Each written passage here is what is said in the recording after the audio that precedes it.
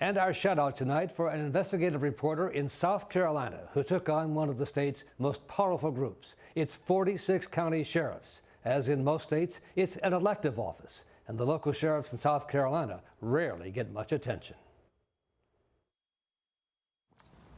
No reaction to the taxpayers. Absolutely nothing. It was a tip to a local investigative reporter that led this summer to prison time for powerful South Carolina prosecutor Dan Johnson. Reporter Tony Bartlemy of the Post and Courier in Charleston, South Carolina, found the evidence he needed for his story on the prosecutor in Johnson's own expense reports. Nobody had looked at them yet. Nobody had sifted through them. So I got a hold of them, started looking through them, and a bunch of things just immediately popped out. Including a $173 Uber ride in Minneapolis, where Bartlemy used to live.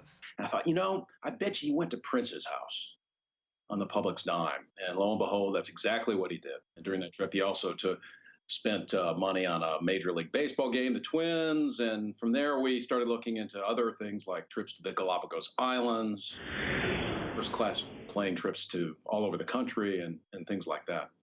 Bartlemy, who is the senior reporter on the Post and Courier's investigative team, says they decided to expand their probe into all official expense reports.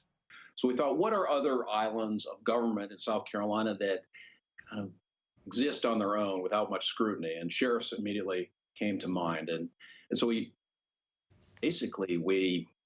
sought every spending record we could get from every county in the state, all 46 counties. Suspended Greenville County Sheriff Will Lewis is facing more charges tonight. Among those highlighted by Bartlemy was Sheriff Will Lewis of Greenville County, now facing criminal charges that he was using public money to carry on a sexual relationship with an employee who has now claimed she was raped. He has denied the charges and her claims. Her allegations that basically forced her to have sex, forced her to do other things, and used that fear of termination, losing her job, as a cudgel. Next was the sheriff of Florence County. People who live in the area are speaking out after the man they elected, Sheriff Kenny Boone, was arrested and charged with embezzlement and misconduct in office.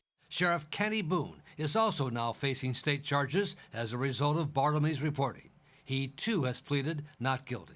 Again, it was all these sort of questionable expenses for personal gain. The most serious charges came following Bartlemy's story on Sheriff Alex Underwood. Underwood had a pattern of misbehavior ranging from assaults. He'd assaulted a couple of fire chiefs at a traffic stop.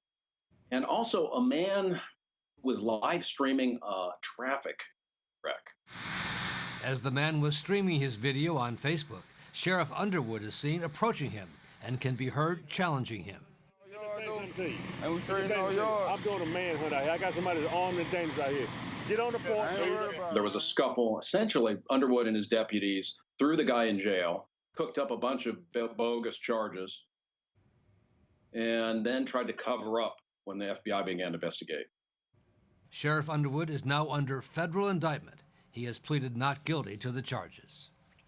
Well, when we put it all together, we produced a very large package of stories that really kind of captured the scope and significance and history of why sheriffs have gotten into trouble.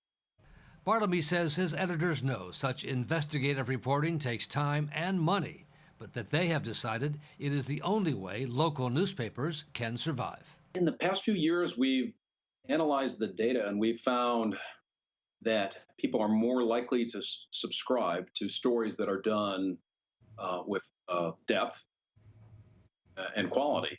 We found that the sheriff story, for instance, generated the most subscriptions of any story last year or this year. On a local level, it's really the only way we'll be able to survive.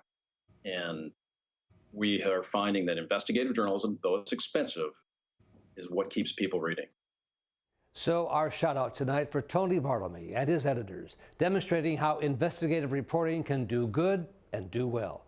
On a personal note, Tony's father, Joe, was one of broadcast journalism's great, and I was fortunate enough to have worked for him when I first started my career at NBC News. Nice to see Tony's carrying on the tradition of journalism with an impact. That's our program for tonight. Thanks for joining us. We'll see you back here next week.